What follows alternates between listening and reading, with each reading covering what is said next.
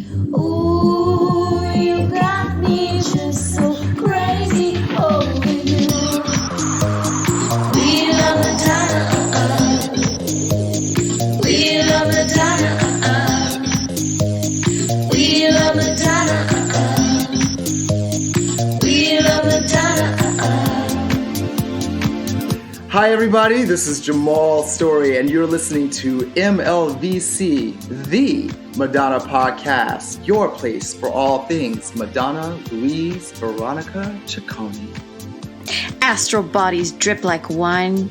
I got that all wrong. Oh my gosh. Oh, you got tongue-tied. It's because Jamal's was so stunning that I was like... You were... It was an impressive instant. That's right. I had an impressive instant. I had to do a costume change. No, I was going to say, Jamal, you can do the interview shirtless if you'd like. You're all too kind. No, I had to do a costume change because I turned the AC off so that you wouldn't get the extra noise. That's hard to edit out. I like your tank top, though. Where's it from? I don't really know. What is this? Well, you fill it out good, Jamal. Thank you. I've tried to keep it together here. I've been trying to keep it together. Keep it together. Like Marlene and Kimba and my colleagues. They're all, like still stunning people. Well, we've gotten way off track. Liberty, if you want to say your quote again, you can. It's fine. I'm going to keep all this in just because. Thank you. Okay. Cosmic systems intertwine. Astral bodies drip like wine. Hey, everybody. It's Liberty. And hey, everybody, it's Stefan. Thanks for joining us for another episode of MLVC. As you heard today on the show, we have dancer, choreographer, educator, and producer Jamal Story, who danced with Madonna in her Drown World Tour. Welcome to the show, Jamal. Yes. Thank you. Thank you so much for having me. I really appreciate it. I do. Oh, let me tell you, you have not. I'm telling you, the Drown World Tour dancers, they love to play hard to get. Every single one of them. It is a struggle to get you on the podcast. But I'm glad you were able to finally make it. Listen, I love that I'm keeping up the tradition. My colleagues. I can't say and I also love that there have been several tours since then, and that we are the hardest ones to get a hold of. I think that's great. Not the hardest, but definitely you definitely give good game. That's for sure. Yeah. Okay. Got to keep a little mystery. Got to keep people guessing. You can't just be available all the time. It's just not how it works.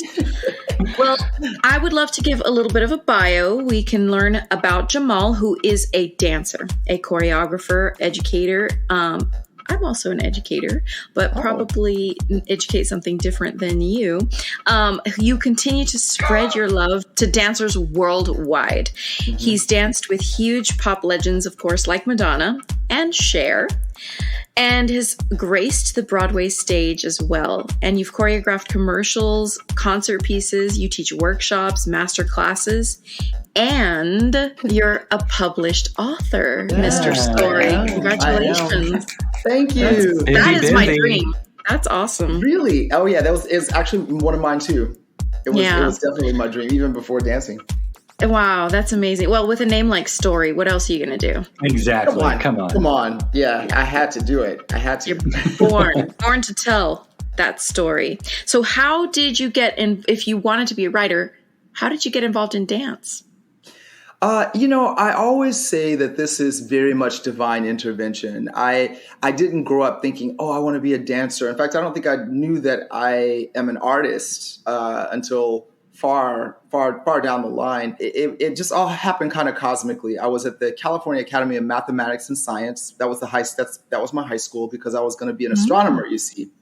Wow. Right. And it was interesting because I don't think I was, even though I'm very left and right brained, I don't think that I processed that the reason I wanted to be an astronomer was because I liked the Greek and Roman mythology behind how the stars got up, how they got their names, and the stories that people created to frame all of that stuff. That was much more interesting to me actually than the information that I was going to learn about the stars themselves. Right. Yeah. But also too, I did love math and science, and I was there at that school located on a college campus, and that gave us access to different forms of PE that we ordinarily would not have gotten necessarily in your standard sort of public school Right. It wasn't just dodgeball or kickball. It wasn't just right. It was, we had swimming and we had, tennis and all kinds of things on that campus. And Cal State Dominguez Hills was one of the sites for the '84 Olympics. So I'm aging myself here. So, there were extra things going on the campus. And one of the things I had access to was dance. And I think I had to do 10 weeks of ballet as part of my PE requirement. And one of the ballet teachers said, you should really pursue this. You'd be very good at it. And wow. I had already been a gymnast. I had already done gymnastics as a youngster, as a formative years, really, really early, and quit once I realized that I probably didn't have a good shot at the Olympics. The Soviet Union was still in power. It was the Eastern Bloc, and the men, we weren't even in the conversation, American men in gymnastics. So I kind of let that go, but I had to have something to fill the space, the void that energy output, consumed weekly. And so dance sort of, worked its way in there. And the next thing I knew, there were three of us who had started our own dance company in the high school, which was hilarious. And then we did a little performance at the Carson Mall. I'm from California. I'm from LA, but Carson specifically. And was it in front of a Claire's, or was it in front of like a Spencer's? It was Spencer's Gifts. I think it was something like what's the cookie place? Great American Cookie Company. Great American Cookie Company. I think it was that. I think it was right there in front of that cookie, and of course JCPenney. JCPenney was of course. And you had to have, that was one of the anchor B. Dalton bookseller, B. Cinnabon, Dalton. all we those. had B. Dalton and Walgreens, I believe, at the time. All about this. Yeah, we were really doing it, and this was before it became the South Bay Pavilion at Carson. When we got the IKEA. So, so I was performing there, and one of the dancers from Lula Washington Dance Theater happened to be in the audience. She says, you have a lot of talent, and really we just need men to do this piece. We just need more men than we have in the company, and I would love for you to come and do this, and Lula would love you. And so I did, and then that turned into, how are your grades? I see talent. I'd like to put you in some more things. And she was, at the time, sort of a pickup company, so none of the dancers were full time, and I was able to then start dancing kind of professionally with her, and going on tour, as it worked. At tour for us meant run out to Kansas City on the weekend and then come back, and then right. I think my biggest trip was Hawaii, and I remember coming back to. Well, that's a good trip. Let me tell you. Oh, baby, I had the lays on and everything. You had roasted pork. You had poi. Baby, you had. They were all so over me. It was so over me when I came back to school. But yeah, that was the beginning of it for me, and of me in dance. It was sort of a roundabout way to get to being in a professional context, and then learning on the fly, and then going back and getting the training to support everything that I was doing in concert dance. Oh, wow. So a little bit like retroactively kind of doing the learning part, but you kind of kinesthetically were already talented to, it was speaking to you in a way. Yes. Awesome. I had gymnastics gave me a certain collection of skills that enhance the attributes. The challenge was transitioning from an athlete to an artist. I was having a really difficult time with that, meaning approaching dance as an art form versus as a sport. And that took my entire 4 years at SMU to figure out, pursuing that finding dance. Finding the poetry, finding the reason, finding the storytelling inside of it. And then also using my instrument in a way that had some semblance of subtlety and some, interest or concern in nuance, which, that took years and years, because who's interested in that stuff at that age, to the degree that we become interested in it later. And now, given that you have this background in gymnastics, I'm gonna jump right all the way into Drowned World Tour. Please. Because really, if you didn't have a background in gymnastics, how would you have survived Drowned World Tour given the physicality of the show, but also some of the things that you had to do? How did that all come into your life? Well. So the interesting thing about Drowned World is that the gymnastics was integral to my audition for the job. First of all, I had no expectation to get the job. This was one of those things I was. It's like winning the lottery. Yeah, well, sort of. Yeah, I was dancing for Donald Byrd, the group, a really sort of notoriously technically challenging dance company in New York to dance for. It was sort of a friend of mine, well, my then rehearsal director and now best friend, called it sort of the dream team of dance companies, in the sense that you had dancers who were asked to do extraordinary things on stage that other dancers wanted to come and see us do, in terms of technique and virtuosity, if you will. Virtuosity in a context, of course, in a modern ballet, really more ballet actually, context, and I was off. This was an off week. We were on layoff, and I went to the Madonna audition because, on a whim, we could. It was an open call. Jamal, I don't dance, and I would still go to a Madonna audition. Why not? Like, sure, I'll go embarrass myself. Why not? Listen, you would not have been alone, because the line wrapped around it was over near Astor Place, like, just south of Union Square, in the NYU area, and it literally wrapped around the building and went down Broadway past the McDonald's, the line to get into the audition. There was an audition hotline. I don't know if you know this. No, tell us about that. There was an actual official Madonna audition hotline. And you could call this number, and it would tell you, specifics about the audition, when to come, and also there was a specialty section. If you had a specialty, from baton twirling to sword swallowing to salsa to merengue to tumbling to acro, special skill, stilt walking, whatever you had, they wanted to see it.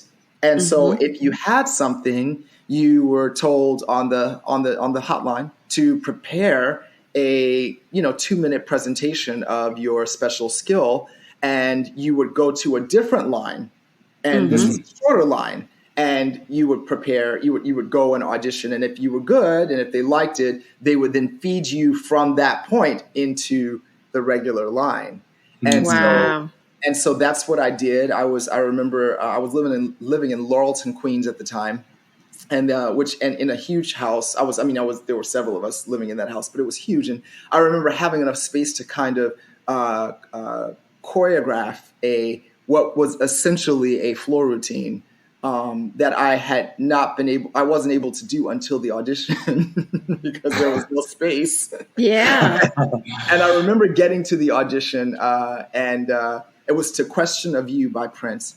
And I remember doing a tumbling pass for the first time in years. Now, this is, of course, I hadn't been tumbling. I was now in a different body than the one that I left gymnastics. Right.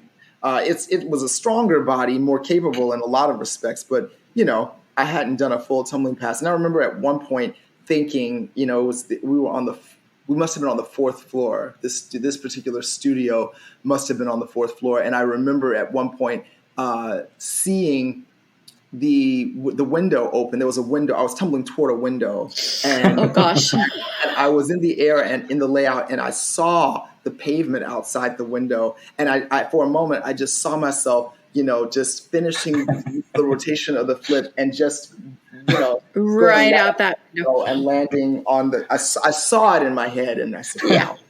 Fortunately, that didn't happen, and I got fit into the line. So, spoiler alert: you're still here.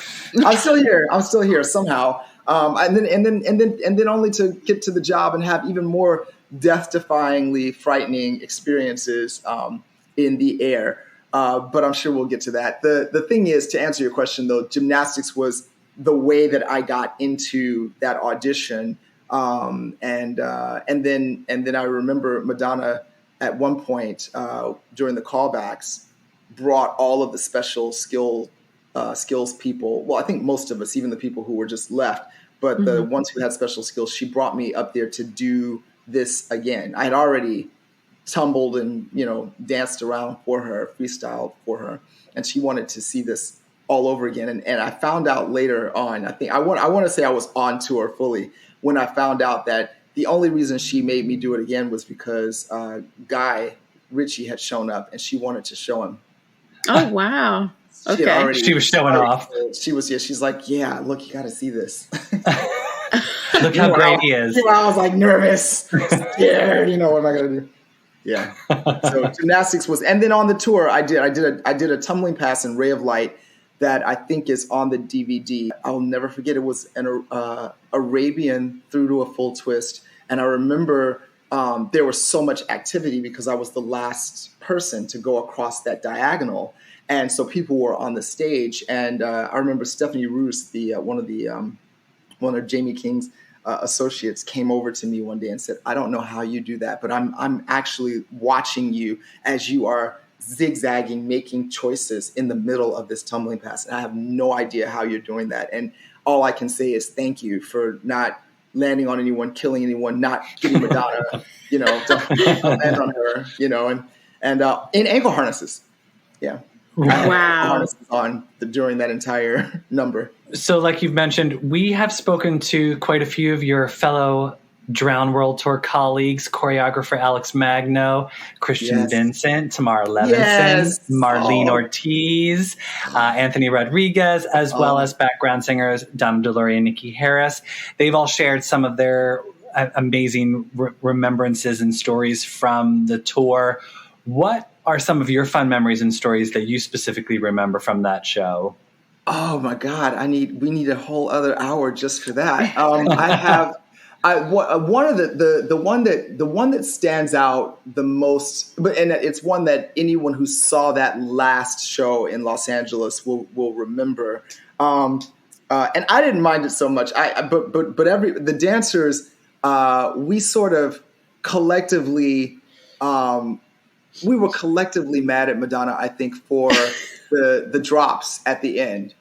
She loved them. And I think that if there is anything that I can point to in her career that I would say is sort of the beginning, the indication, the foreshadowing for all of the fitness that she's doing now, it would be that at the end of this, very action-packed and exhausting night, we were during music going to do these, 16. Oh, the deep knee squats. Deep knee squats. How? And we were going to do that at the very end of the night in those character boots. And so we were all exhausted, and she was doing them with us. So it wasn't like, there was solidarity in it, no doubt.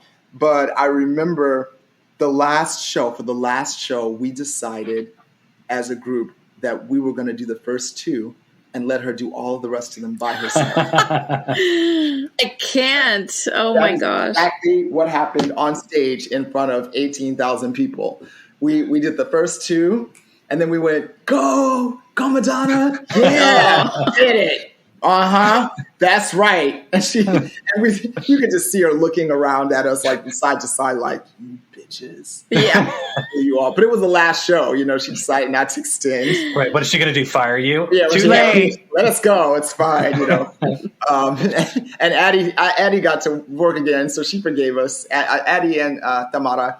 And Marlene, for that matter. They all did, subsequent work for us, so she forgave us. That was one moment of intensity. Most of the other moments for me, some of them had nothing to do with Madonna. I remember Nikki couldn't, at one point in same number in music earlier in it, I remember that she dropped her microphone, and she, and I'm looking at her and she's looking at me and I'm going, what do you, just get the mic. And she, for whatever reasons, couldn't get it. And so I got the microphone for her and gave it to her. And we never had the conversation. I just said, I don't know why she didn't just get the microphone. Years later, I'm on Cher. And Cher is in the center of the stage for, it's always the finale, everybody. It's always the finale. She's doing Believe, and she's standing in the center. She has, on this particular stage for the farewell tour, Living Proof, there was a little promontory for her at the center of the stage. And then there were two small, similar promontories on either side, on the edges on stage right and left. And in that area, that's where we started, where Sal and I would run to the sides and do the lyra set, so we would fly in that moment on our lyras. And there was a moment where Cher dropped the microphone. And she's looking at the center, she's looking at the microphone, and she turns and looks at me, panic stricken. The face is stunning, and she's looking at me with these eyes that are so wide. And I'm running over to get ready to go up, and I'm nervous because if I don't make it there, I'm going to miss the cue, and it's a time, everything goes up at the same time. And so I look at her, and so I go, "What is it?" So I run over, same thing happens. I run over to the center of the stage, and I bend over, I give the microphone, and I give it to her. And then I dash over, and I make it, at the last second to just get enough spin to start that section, because there's also nothing as horrific as going up on a lyra that is meant to spin very quickly, and you're just hanging there. So, but I found out later on from the show director, from the show creator and director Doriana, that she couldn't bend over in that costume. She couldn't squat. She couldn't bend over. She could not physically get the microphone. And it dawned on me that might have been the same scenario with Nikki. They weren't in clothes that would allow them to pick something up. Oh my gosh. So that's when I went, oh, I get it. I'm so glad. Oh, my bad, Nikki. I got you. Well, and I did. I had them both, as it turns out. So it worked out. But some of those stories are smaller but hard to forget. I think the most frightening thing ever was in the rehearsals for right before, I guess it wasn't before Sky Fits Heaven, right before Sky Fits Heaven, but it was shortly before, during the Buto number. I remember when they I don't know, I haven't heard all of the interviews. I started. Marlene's is fantastic. I love her to death. And of course, we talk about these things. I'm still in touch with everybody, Anthony and Kimba and Christian and everyone. But I don't know if that's a good group text. Oh, you're sharing all the good memes there. It's a lot. We're a lot. I remember there was a moment. The costume change to get from Ray of Light to the Buto number is to this date the most difficult I've ever done, and one of the most extraordinary. And I wish so badly that someone had recorded what happened, because the four of us, the four Butos, we come out and we dance in Ray of Light, and then at a certain point when everyone comes center, we disperse and we run around. And now at this point, the center lift has gone down, and Madonna and all of the dancers on the stage are in front of it, dancing and just wilding out. And we have run out back behind the stage, and we have about 2 minutes from that point to get underneath the stage, take off our costumes. Our ankle harnesses are already on. They pat us down with white, with white powder so that we can be Butos. They give us these, for there is a light moment when we open our mouth. Yeah. Right. That light, those lights are encased in essentially a mold that would be the equivalent to what you get if you're being fitted for braces or something like that, right? Except that it occupies your entire mouth, so you can't talk. Or open your mouth. Or open, yeah. I mean, you can open your mouth, for the moment, but you can't really talk. There's not enough room for your tongue to articulate anything. So it's a very scary moment. The minute that gets in there, you can't communicate with anybody. And so then all of this happens, and then we would go and load into our cocoon, our little fabric cocoons, right? Yeah.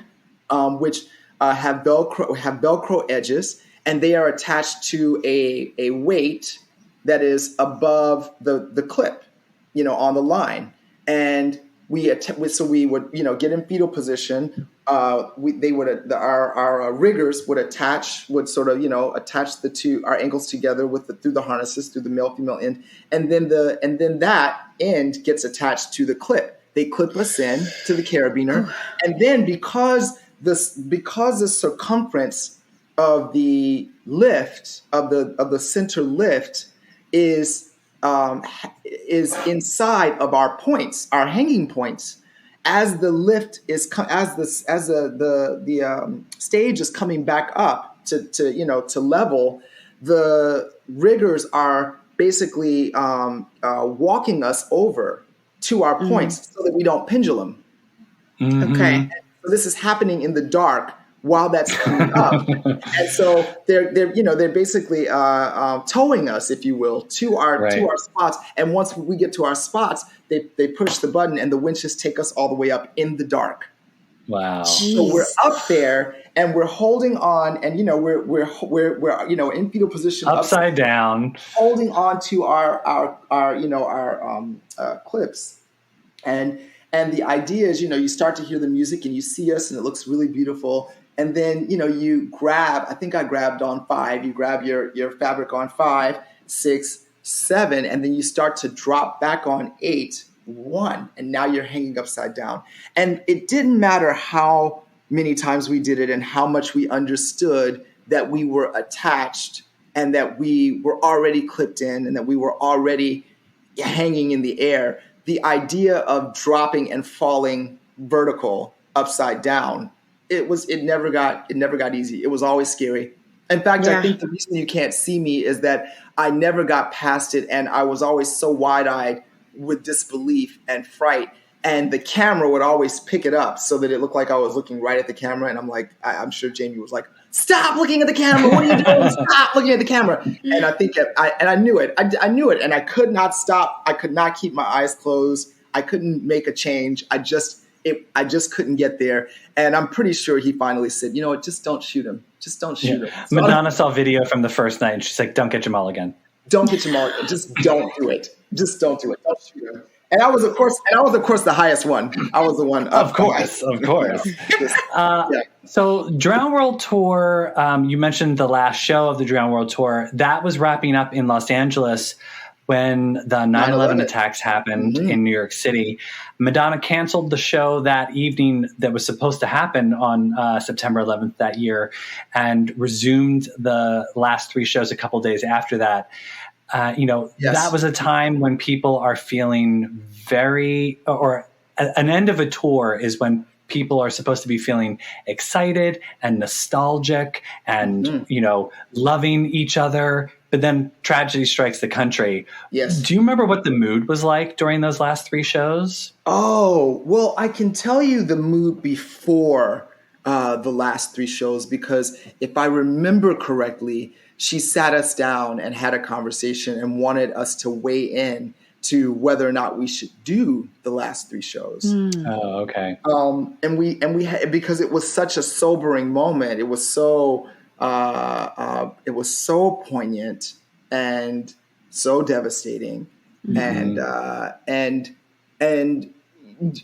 just to preface this for where I was, I'm from Los Angeles. But because we were on tour, of course, I was staying in the hotel. Yeah. And not at home in Long Beach. I think my mother was in Long Beach. We were living in Long Beach before I graduated. And I remember my mother, the first person that called me, Christian, called me first at 6:00 in the morning, or, whenever these were, and she says, Jamal, there's the World Trade Center, a plane flew into it. And I was, groggy and incoherent. I turn on the news and I see that this is happening. And then my mother calls me and she is freaking out. She's like, "Are you okay? Are you fine? I just need to know that you're okay." And I said, "Mom, I'm here. I'm in Los Angeles." And some of that is just absolute parental, maternal nerve and angst and worry that is not necessarily logical. It's just rooted in motherhood, which I totally understand. but the idea is even that was exacerbated by the sense of overwhelm created by this event. And I remember going to have the conversation, and Madonna wanting to actually sort of interview us and converse with us about how we were feeling. And we were all pretty much in the same place. It's sobering and all of those things. And I feel like the majority of us came to the same place that she came to, which is that we needed it, that people needed it, that it was absolutely now incumbent upon us to perform as a service, which is what it is anyway, right? I mean, that's why you're on stage. That's why you do it. Is that there's some level of humanity that you are uplifting with every performance, or edifying, in some way, or educating, and that's our role as artists. So it seemed even more necessary in that moment to uphold that divine responsibility, if you will. And so I think we were all sort of there. I may be remembering this wrong, but it feels like we were all there, and that we absolutely needed to do those performances. And so the performances were brilliant and kind of breathtaking, but it also made the end of it seem even more devastating on some levels. And by devastating is not quite the right word. And I'm sure the other artists that you've spoken with would have spoken to some aspect of, the heartbreak of the end of a tour. Sure. So that goes without saying. We didn't need 9/11 for that part, but 9/11 did create an extra sense of pathos, I think. Yeah. A whole other layer to that sort of feeling of like, okay, I'm supposed to go on, but how am I going to go on, even like not only from the end of the tour, right, but to move on is life going to be normal again? Yeah, correct. For sure. Correct. Is life going to be normal again? Are we going to be okay? And what does this all mean? Those are all questions that sort of that came up. That it was definitely a hard it was a hard last show for those reasons, for sure. Yeah, for sure. But as the tour was ending as well, I think, could you take with you some of what you learned while on the tour, or even how Madonna could specifically elevate what you already knew how to do, but your skills as a dancer, she had now set you on a path, and how did she elevate, post Drowned World Tour, what happened or what you did with your career after that? I think part of it, the major elevation for me had to do with understanding what it means to be a star and a legend, and then orienting even more my convictions, or underscoring my conviction that I wasn't necessarily interested in being a star. Okay. I don't know to what extent other dancers on subsequent tours got to engage with her, but the primary engagement that I had on that tour was with the other dancers, was with my colleagues, my family in that way, who are still my family in that way. And what was clear is, I remember we were in Milan, and Christian, Kimba, Nito, and I were running around Il Duomo and that whole area, having a ball and taking pictures and doing things. And I remember that when Madonna wanted to go into one of those shops, they had to close down the entire the entire Yeah. boulevard to shut down so that she could shop in this store. And we all had this moment of, wow, I don't know if that's something that is appealing. I don't know that that's not a fun way to be. We didn't miss the blessing of being able to share our gifts, to sit in our talents, to experience all of the God that happens on stage, to surround ourselves with all of that light, and to take in the largesse of energy coming from the arena. We got to experience all of that with Madonna without the penalty Yeah. Right. not being able to go out in these places and really, Barcelona, oh my God, we had such a ball in Barcelona. What are we talking about? So there was something, so the big takeaway I got from that was, we're on some levels, and not to be presumptuous about how Madonna feels about any of it, but on some levels, we got the lion's share of worlds of the best. We got to really, really experience all of the things that, or a great portion of what she got to experience on the stage, and then also be pedestrians. Yeah. So that was one of the big takeaways, and it informed how I worked for Cher. Totally different artist, totally different experience, totally different tour, totally different group of dancers, and everything, different values, different way, different camp, right? But there was something about having had the experience with Madonna to shape how I saw the world and myself in it as an artist, and had no aspirations to be famous. And that's something that a lot of dancers, get sidetracked with. You kind of, you're up there on the stage with the star, and you kind of feel like you're a star, Yeah. They're looking at me. It's all about me. They're looking, look. Right. And granted, I have a deficit of ego anyway. Like I'm one of those rare ones who probably could use a lot more ego than I have in that way. But even with that, there was something about being able to experience that and have this different perspective. So that was one thing. I enjoyed her integrity about wanting it to be authentic. She brought in someone to teach us kata. Like, she wanted us to know, actually, it wasn't going to be fake martial arts. No, this was real martial arts. She wanted us to understand how to fly. She wanted us to understand. I wasn't on harnesses for Sky Fits Heaven, but I was certainly tumbling around, and there was a way that I approached that, that was different than tumbling around in ankle harnesses for Ray of Light,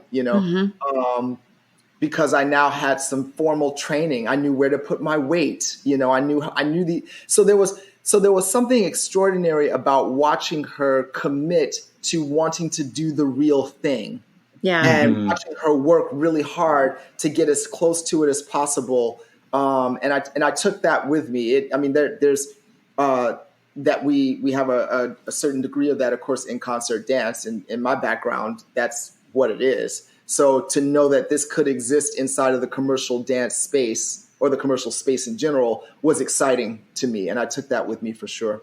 Yeah. And, you mentioned I'm going to kind of jump back a little bit, but talking about Cher, and you've danced with Cher on her farewell tour and the Dress to Kill tour. So the contrast, right? A lot of people will put both of these legendary females as like, wow, Madonna and Cher, right? But they are two totally different, really different artists, even though they live in the same pop world. So what was that like? What was Cher about? Cher was extraordinary to me because they are glaringly different in the sense that Madonna was famous for her ability to sort of, she's like Mystique, right? She kind of adapts and morphs constantly into whatever the thing is, but she does it in advance of the thing. right? Yeah. That was what she was doing for the longest time. And I was actually trying to figure out how she was going to keep that up, because the idea is how can you be ahead of it?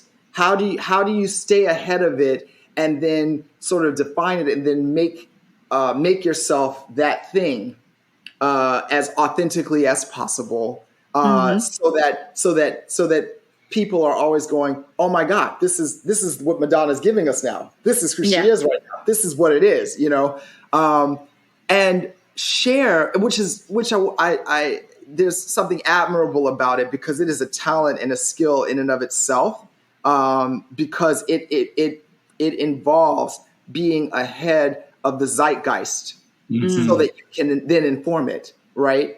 Culturally, so that you can then inform it through the music. And that is remarkable. Which is why, when people have conversations about, oh, well, she's not a good singer, or she's not a good whatever. And none of that's the point, right?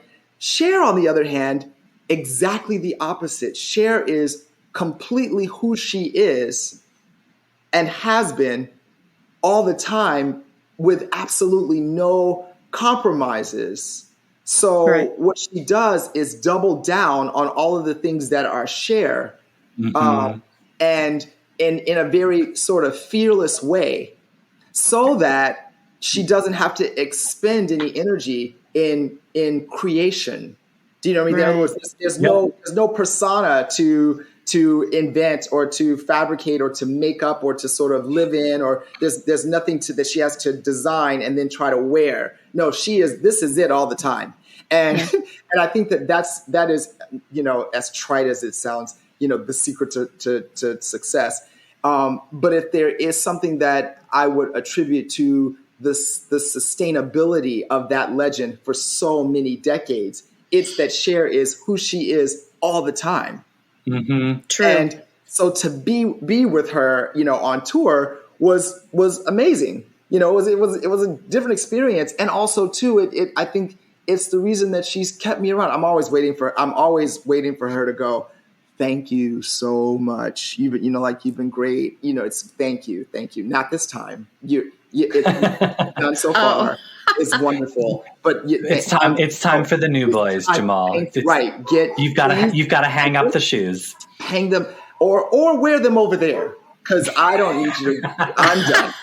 I'm done with you. Like I'm always waiting for her to get there, and she doesn't get there. She hasn't let me go yet. I think I think there's some moments. I think I personally think that she thinks that I'm sleeping with one of the other dancers. And I'm not. But whatever. That's a whole other story. But still, I think that what Cher recognizes or sees or values in me on some levels. I mean, yes, talent and things and stuff, and I'm able to do things, and I try to look like this for her all the time. But I think what she values in me is that I also have a certain level of honesty and integrity that she sees. She knows people. She's perspicacious. She's got you down pat, Mm-hmm. So she knows me. She understands who I am, and I think that vibes well with her. That's her frequency. She's like, I know what Jamal is going to do. I can trust him. I know what he's not going to do. And that is the reason that I keep him around. That, and I'm the last of the Mohicans. I'm the last person from the Cher farewell tour still working for her at the time that the shutdown happened during the pandemic. Oh, wow. Okay. The last dancer. There's one other, there's the musical director was also keys on that farewell tour as well. But I think it's a never-ending farewell tour. I feel like it's always the farewell tour that never stops. Right. Well, I saw an interview with her recently, and it's so interesting to people have this misconception that we have all of the information about these people before everyone else, and sometimes we don't. We're watching the interview just like you are, and someone asked her, what is it that makes you still do it, and she said she says because I still love it. She said it's a pain in the ass, of course, and all that, but she says this is what I'm meant to do, and I love it. I love being on stage, and she wants to get she wants to get as much out of it as she can, understanding that there's a point that she won't be able to do it anymore. Sure. And so she doesn't There's take an expiration date eventually. Oh yeah, well yeah, and she doesn't take for granted the fact that there is still a here and now where she's able to do it. We were on the Here We Go Again tour. That was the one that was after the farewell tour. Here we go again. Exactly. And the Vegas residency and the Dress to Kill tour. And there was the second residency and the Here We Go Again tour. And on it, I think the reason that she resonates all the time so much with me is that I feel that way too. So many dancers, so many of us are forced into retirement because of injury and because of, for whatever the things are. We can't maintain it and our bodies give up and they say, what are you doing? And sometimes mine does that too. Now it's time to teach. Right. Yeah. Now it's time to teach. Now it's time to give back. And I'm very, very fortunate, very blessed that I can still do this. Yeah. So it becomes a matter of, well, why are you not doing it then? And that's kind of why I'm still here. Your pas de bourrées might get a little slow, but that's okay. You can still do them. They're still happening. They're still happening. Well, and then the other thing is too, my career has been sort of it feels less and less superheroic as the years go by, which is to say that it's becoming a little bit more normative for dance. In other words, most dancers didn't have the kinds of demands. All of it's demanding. Let's just get that straight, right? So I'm certainly not I'm certainly not diminishing the workload, and toll that this takes on any dancer working professionally, especially all of my colleagues, everyone that I've worked with. But the way that choreographers have used me over the years has always been on another level of like, let's see if you can survive this. Let's see if everybody can, and when I was younger, I didn't have sense enough to say no or to fail. Like someone asks you to do something crazy and you're supposed to not succeed so that maybe it doesn't get in the show, maybe it doesn't get in the piece, maybe it doesn't happen 8 shows a week on Broadway. And because I didn't have sense enough to do that, I had a really, really difficult, physically challenging career early on. So over the years, it has gotten easier. So now at this point, just dancing actual dance steps without, flying in the air or jumping over the air or, jumping. This is my very, very dear friend, my dear friend's sister and roommate says, triple sow cow. That's her go-to. She's like, Jamal, like he does a triple sow cow over there or something, And of course I go, I totally understand what you're saying. And yes, the choreographer asked me to do something ridiculous, So, but all that to say that I'm still blessed to be able to still do it. So I follow Cher's inspiration on that, that I can still do it. I'm still here. There's still joy and love to spread through the art. So why not spread it? So you're saying you do believe in life after love? Oh, geez. I think that's our very first Cher quote pun that we've had. Nicely done, Liberty. Nicely done. Very well placed. Nice. Very well placed. She's been hanging on to that one all interview. Listen, Barbara Walters will be proud. I hope she's listening. Jamal, you mentioned Broadway. Tell us about your experience on Broadway with The Color Purple. Singularly one of the most beautiful experiences I've ever had going to work every day. Singularly. And I say that. Well, and you would have to go a lot because Broadway's 8 shows a week. 8 of those bad boys a week. It's grueling and hateful. And that show was extremely hard, but it was wonderful. It was breathtaking for many reasons. The first one being that The Color Purple is a musical based on and about or telling the story of a Pulitzer Prize winning book that is ultimately about loving self and seeing the God in yourself and acknowledging all of the ways that goodness emanates and can heal and rescue people. I mean, I know that I'm not doing Ms. Walker's book justice, although it is I think one of the top 10. I think it was named one of the top 10 books that the Library of Congress said everyone should read, and I think that's the reason, right? Yeah. That was the beginning of it. I'm a writer. We talked about this earlier. I'm a writer in my spirit and in my core. So I had because my mother is an English professor, I had a very, very special relationship with Black women writers. You know, my mother got her master's in English composition and rhetoric, and because she is extraordinarily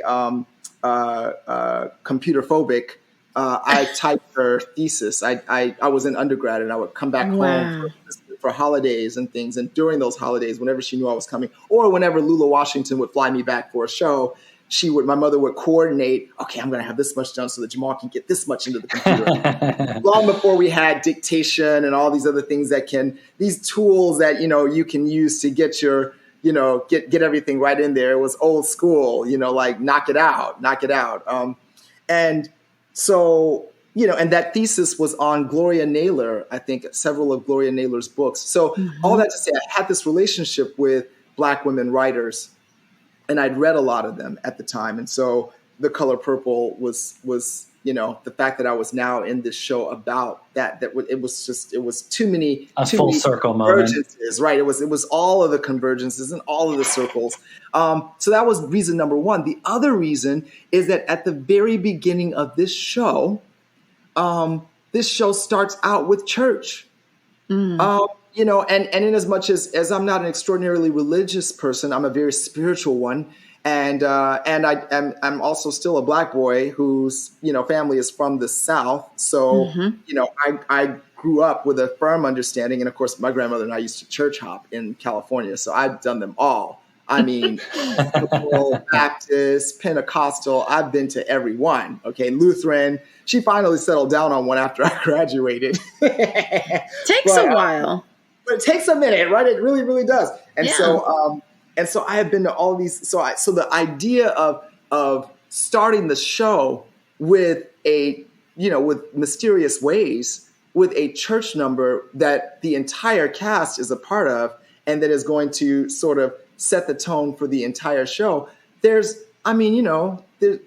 Most performing artists in whatever we're doing will bond with the cast, with our coworkers in advance in some way to sort of come together, whatever that is. If it's if it's a circle, if it's bowling, shots, tequila, whatever it is, we're going to get together at the top of the show. And so the fact that the getting together, I mean, we still had a little moment backstage, but the getting together in this case was church every night, 8 shows a week. That was the beginning of the show. And I mean, and of course I was at work with it was the incredible Black people on Broadway, and this was a community that I didn't know, that I was learning, and that I was, as has been the case, I've noticed with most jobs that I've done with, that are extraordinary changes from one portion of the dance landscape to the other. For me, I was guarded and didn't know where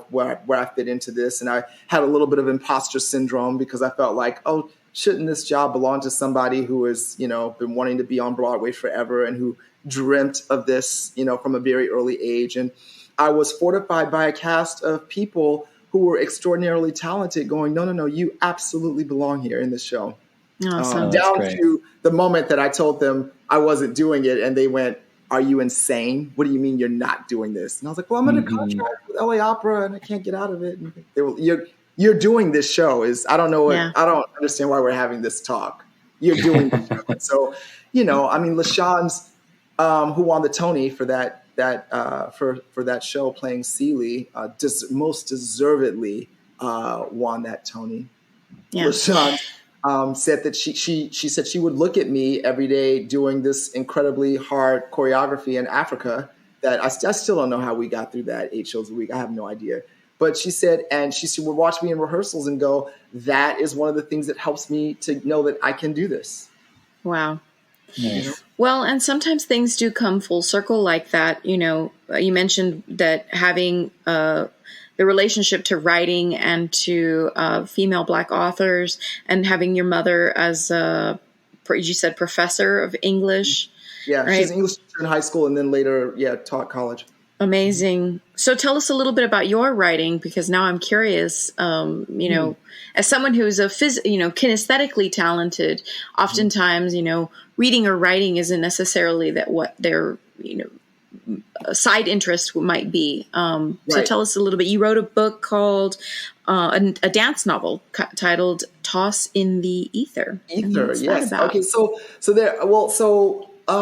first, the first thing to know is that when I was in high school, before I started dancing, I was writing for the Daily Breeze newspaper in Torrance, California, which is a regional newspaper. I was on a team page, and then this was the period where all the Black movies came out. The Inkwell and Menace to Society and Boys in the Hood and Poetic Justice. This was that period.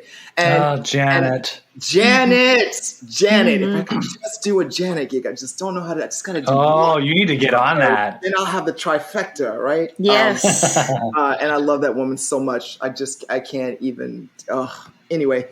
So all of these movies had come out and they needed someone to write. I was writing a few movie reviews and they liked my movie reviews. And so they started sending me, you send a teenager to the movies and you tell them keep the receipt because we're going to reimburse you, and I'm like, that's all I have to do is write about it. Yeah. Wow.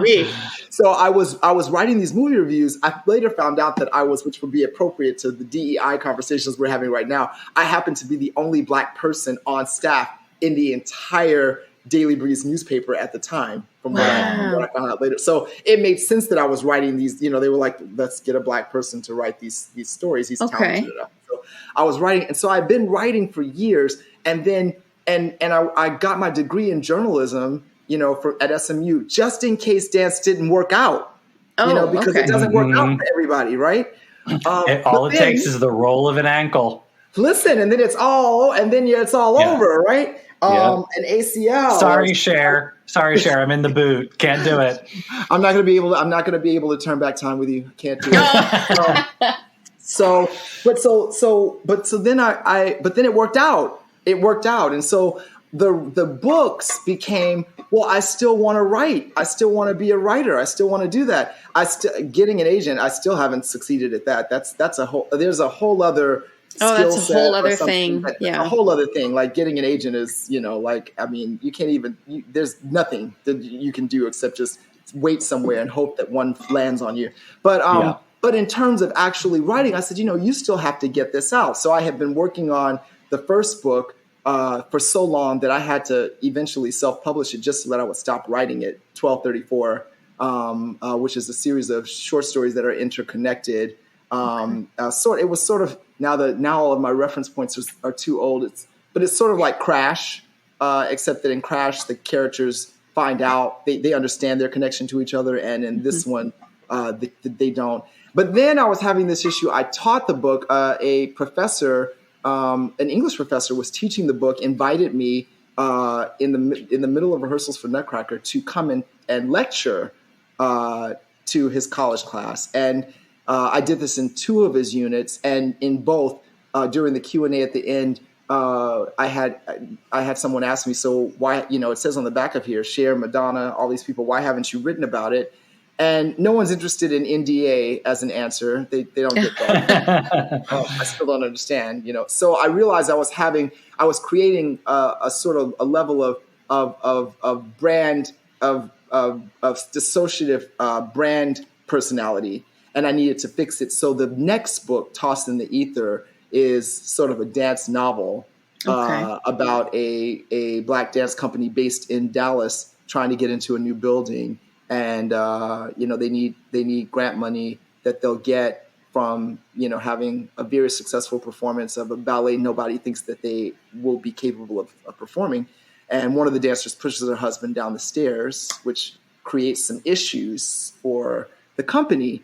Now, and I had to, if you go on the website, there's actually their trailers for this. Someone told me, you should do a book trailer. And I said, that's a thing. And they said, yes, that's a thing. And so I did a book trailer, and then we shot enough in that one day to get 2 or 3 trailers out of it. So I think 2 of them are on the website. But all of that just to say that I had to sort of bring all of it together, the writing and the dancing, so that people could understand why why I was doing this. And so that was a love letter. It was sort of a love letter to my roots. Lula Washington Dance Theater is a black dance company. By black dance company, I mean one that whose repertoire and whose repertoire is steeped in the Black experience in some way, shape, or form. The mostly Black American experience, but certainly diasporically the Black experience. And that's true of several companies. And I danced with 2 of them, that one in Dallas Black Dance Theater. And I wanted to sort of, this was Tossed in the Ether is sort of my love letter to that experience, because I hadn't seen it written about. I hadn't read about it anywhere. It's fiction, but mostly. But that's what that was for. All right. Well, Jamal, I think it's time for a little segment we like to call the lightning round. God, I'm going to fail the lightning round. I am. No, you're going to be great. These, just so you know, the answers are just meant to be quick off the top of your head, wherever you're at in your Madonna journey today. Don't think too hard. Favorite Madonna song? Human Nature. I'm not sorry. Favorite Madonna music video? Oh my God! I want also Human Nature. That's a hard one because it's a good one. But Human Nature for sure. Human Nature on that. I can change my first answer. If I Live to Tell is actually one of my favorite Madonna songs that people don't necessarily think of. If I Live to Tell, so let's go with If I Live to Tell, Human Nature. Go ahead. Okay. Favorite Madonna tour, and yes, it can be one that you were part of. Okay, I'm gonna say something really, really quickly. I just have to give the disclaimer. This is going to be blasphemous, but I haven't seen them all, so okay. I'm gonna have to say ours. I'm gonna have to say ours because I thought it was really, really imaginative. I think Drowned World was really imaginative. It was. Having not seen the other ones, you are still correct in saying that. Oh, yes. That was my first live Madonna experience, and it will never top. No matter how many times I see her or shows that I've seen, I think that Drowned World is pinnacle. Yeah, it's amazing. All right, so this might be a tough question for you then. Favorite Madonna movie? Ooh, favorite Madonna movie. Oh. You can lie. Oh, no, I know. Toss up Evita. Mm-hmm.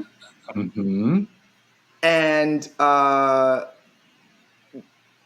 she was in a Spike Lee movie that I can't bring to mind right now. Girl Six. Yeah. And I think she was barely in Girl Six.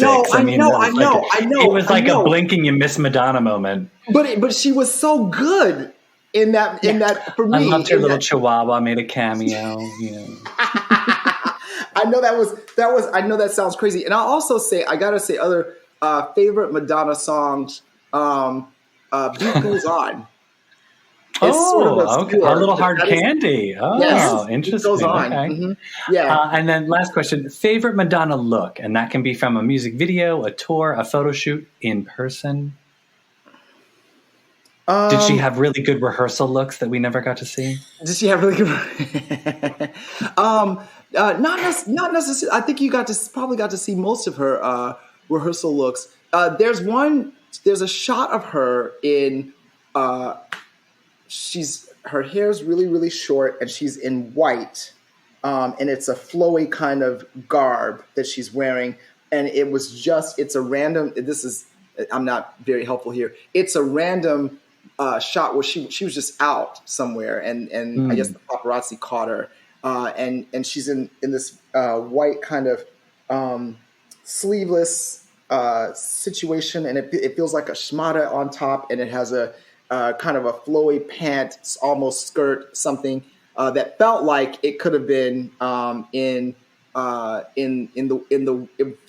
world of Sky Fits Heaven, but it wasn't Sky Fits Heaven at all. It wasn't that. That's one look that comes to mind right away. And then there was the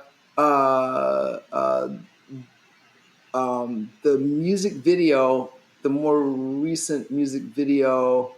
Well, I guess it's a more recent video where she's dancing. Why can't I remember the song name? This is age, by the way. This is age. I feel like I'm actually older than all of my We're cohorts. all there. Yes. Yeah, this is older. She's doing a lot of salsa in it, and she looks amazing. Medellin. There you go. Yeah. Yes. That's I love the look. that one. That's a look. That's a look. Yeah. And the whole video is incredible too. So yes, that video is also beautiful. Video is also beautiful. I remember, and it's so funny too because all of my favorite Madonna songs. It's not that I don't love the ones that are famous and hits and things like that, but it's the more obscure ones. The one Bjork wrote for her, I think it's Bedtime Story. Bedtime Story is beautiful. It's Bjork, so there's that. Can't go wrong with that. You can't go wrong with that. And I thought that what Bjork did for Madonna's voice in that, because she was able to help use Madonna's voice as an instrument in a way that I thought was really kind of haunting and wonderful. Yeah. Well, everyone, sadly, that is our show for today. And I just want to say thank you, Jamal, so much for coming and visiting us. And please tell us, where can we find you? Oh, Online. I am on, believe it or not, I'm on, as I like to tell my 20 somethings in the family. I'm on all the social medias. Yes. I'm on all the social medias. I'm on Twitter, although I don't do as nearly as much as I ought to. I'm on Instagram, and I've been way too silent for the past week and a half, so I need to figure that out. I am definitely on jamalstory.com. You can go to jamalstory.com and find all kinds of everything there. Both books are also there, so please check those out. Awesome. They're available for order and if you buy an actual book, I will sign it. I will the next time I will just I'm gonna order it right now. DM me and I will sign it for you. You can find me in all of those places, and I still answer all my emails and all of the DMs and all of those things. Awesome. Nice. Well, I remember, everyone, you can find us on Instagram and Twitter at MLVC Podcast. You can donate to the podcast on Venmo at MLVC Podcast, or consider becoming a subscriber on patreon.podbean.com/MLVC Podcast. Jamal, thanks so much. This was so wonderful. Thank you so much for having me. Oh, I'll turn it back over to you. This was your outro. I just no, it's fine. The outro. Listen, Liberty, if you were having problems with the intro, I just messed up the outro, so we're even. It's all good. That's okay. That's all right. It's all good. No, that's what editing's for, Jamal. This is so true. So true. But thank you so much, Jamal. We really appreciate it. It's been great having you. It's been great hearing your stories. Absolutely. Yeah, you're really interesting. So thank you so much. So welcome. So welcome.